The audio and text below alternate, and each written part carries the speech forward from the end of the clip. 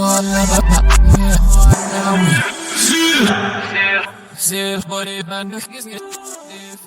anyway, I started to play left-handed, and I think within a year, I had quit playing altogether because combining starting again with the practice style that I was doing, I just was like, I can't believe I spent all that time learning right-handed and now I've switched it back, and now I'm not enjoying playing anymore. So I stopped. I did get a couple of good experiences. One of them was there's this bar in St Kilda called the Felix Bar, and I actually performed a few songs there, was the first time I'd performed like in front of people. That was organised through the guitar teacher. Like he organised the venue, and all the students came, and there was a band, and I played Let It Be, and I was the lead, so I played the solo, and it was great. And I played a couple of other songs, and two of them were the songs that I was going to use when I was trying out for the music school that I was planning to go for. But I'll post. There's a couple of videos of me playing. Now, unfortunately, the solo's not on there, which is it's very disappointing because I did the solo justice. But I'll put those up at a later stage. So that was good because, again, a lot of stress and nerves about playing in front of people, and making a mistake, or that heightened state that I usually find myself in. But again, like a lot of the things I do, like the listening party that I had for my last song, Champagne Start, once I did it, I was like, I can't believe, not that I can't believe, I'm like, I'm so glad I did that. Like, there's never been a time where I've done something like that where I'm like, why did I do that? That was a really stupid idea. Because it can go wrong, but it's like nothing actually too bad could happen. So that was a good experience. I also, to improve my skills, because I'm not religious, but I started playing with a church in Dandenong. A few people who were getting lessons from the same teacher, we got together and we practiced once a week, and then we played like before and after the church service. So that was a good experience as well. And when you play with other people, like, you learn a lot and you just get better, and you learn all kinds of skills. But just an example of my extreme practice style, one of the things that I was practicing was just rhythm, which is basically you just clap along to a certain rhythm or beat, or can't remember the phrasing now, but just to get the kind of timing down. And after I performed at the church for the first half, I was like, I'm not going to stay for the service because, I'm not into religion. So I literally went out into my car, set the timer, and I started doing my rhythm practice in the car. And one of the people in the band, I think they were concerned that I left because they came out into the car park and they were kind of wondering what I was doing in the car, just clapping. And I think he was also like, because he was actually, I think, into the religion. So I think he was kind of maybe a bit annoyed that I'd left. And then I was just going to come back and play the guitar. But anyway, so that all happened. And as a result, I quit playing guitar, which isn't a surprise. But I still have my old electric guitar. It's called a Schecter Hellraiser. So it's still a pretty cool thing, and I'll never get rid of it. But I kind of lost the desire to play after all that.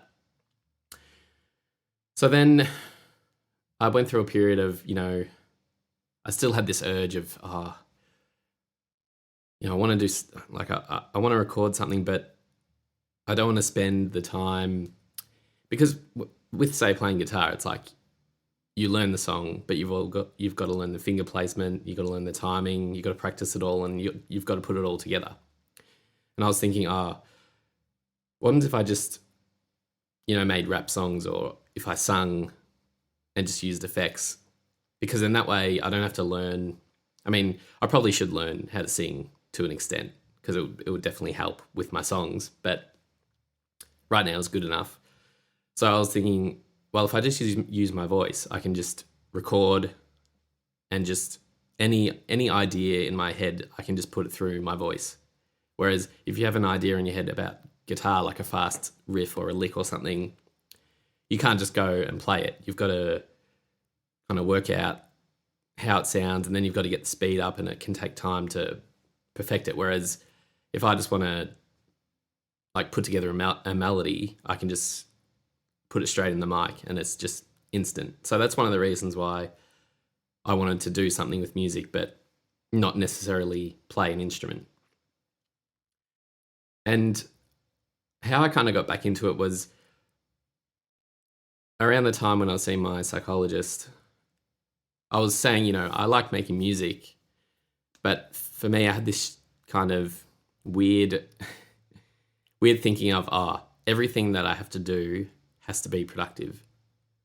This is 6 or 7 years ago, maybe 5 years ago. I was thinking, I shouldn't be playing video games because it's not productive for my time. I should be doing something else, watching TV, making songs, because I'm like, if I'm not going to make any money out of music, then I shouldn't do it because what's the point kind of thing. And the conversation with the psych basically ended up, she said, or I don't know. It doesn't matter who said it, but what I got out of it was just because it's not like you don't always have to do things that lead to an outcome.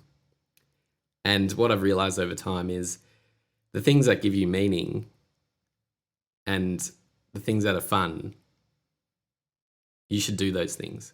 So for me, making a song is fun. And a lot of the time when I record or whatever mix, I forget about time and I forget about tomorrow and I forget about what's happened.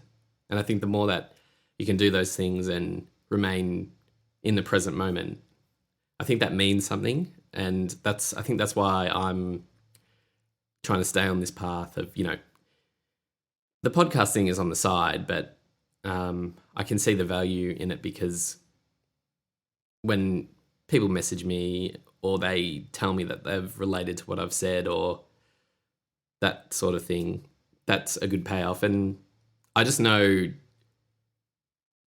on whatever level that I'm on the right path with what I'm doing. And it's not about making money or anything. It's about finding that meaning. And that's why I'm doing, the podcast and the music. So let me just take another, what? And I really am sweating. The chair is sweating now. And it's like leather, like a leather couch, you sit on it on a hot day. It's getting to that point. I don't even know why I'm wearing the hoodie. It gets really hot. I'm wearing the hat. It's just... Anyway, so the gateway that really kind of pushed me to get to this point was my New Zealand friends. So shout out to all the, you know who you are. Because I started to kind of dip my toe, made a few songs, made this song called Running Man, which I'm actually going to record and finish and release at a later date. And I went away to Phillip Island for my friend Steph's 30th birthday, and I'd finished the song, and I hadn't really played it in front of anyone or really played a song in front of anyone properly in that way because I was always really scared. And I find that when I play songs in front of people, it's it's addictive because it's like, yeah, like you're listening to my song. But then you're also like, I hope you like it. What if they hate it? And it's like, shit. So it's like a thrill in that way. So anyway, I played the song there, and my friend JS really loved that song. And it got to a stage a few weeks later where he'd asked me for the lyrics because, again, I don't really enunciate that well in songs, because he wanted to know the lyrics. And then at like any party, he would always play it like at least once, and he would be like rapping along to the song. So that was like great. Like that's like if you ever make a song and then that happens, you're like, this is the best thing ever. When people know the words to your song or they want to play your song. So it started to become just kind of common that the song would be played, and then I started making more songs, and I just would just play it to people or be like, oh, I'm going to play a song tonight at whatever party we were going to. So then that really got me to a point where I was like, oh, I really like playing songs for people, and it made me want to make more songs. And then eventually I got to the tipping point where I was like, oh, I should just make the songs. Oh, how good would it be to have a Spotify account and just have your song up there? And then that's how I got to kind of the point where I started to release the songs and had my first official listening party, even though I've had several informal ones. And that's kind of how I got to this point. I know there was a lot I've talked about. I guess the other thing I just wanted to mention was the style of music I listen to. So I just evolve with how the sound changes. So if there's a new like rapper or artist, or I don't even know what it is now. Is it rap? Is it mumble rap? Is it trap, pop rap? I don't know, but I just keep listening to the new artists and albums that come out because I like how the sound's changing, and I like how they use a lot of effects and that type of thing, and like I like the reverb that Travis Scott uses, and I don't mind listening to the older songs, but I just keep moving with the ages. So that is all. The last point is just whenever someone messages me about, I like your song, or I've been listening to your song, or your podcast, or any of that, that really makes it all worth it for me. Because even if one person gets a kick out of any of it, that's all that matters. So that's why I'm going to continue doing it. I'll be putting up a new poll and a new question. Haven't thought of it yet, but that'll be up there for the Spotify and the YouTube people.